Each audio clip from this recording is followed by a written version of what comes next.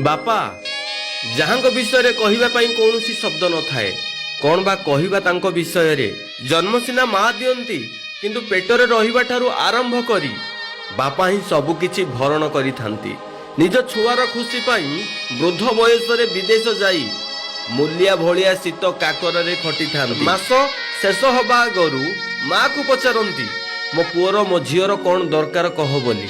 माँ परिस्थिति को देखि जेते मना कले भी बापा केबे पिला मानक इच्छा को मारंतीनी। मरिबा पर्यंत जेउ बापा पिला मानकर खुशी चाहंती सेही बापा को भी दिने घर छाड़ी वृद्धाश्रम रे रहिबाकू पड़े। पुओ बा झियो मानकू चाकरी हेउ बा विवाह करिबा पाई बापा बिल बाड़ी सब किछि बिकी दियंती केवल पिला मानकर खुशी पाई।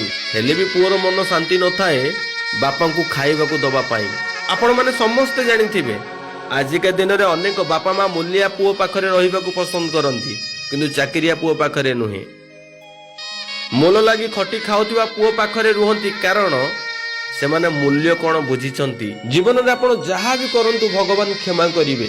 जो माने बापा माँ को अनादर करी निज स्त्री की नहीं सहर में रहउछंती ना सेमानकु भगवान केबे भी क्षमा करिवे नाही।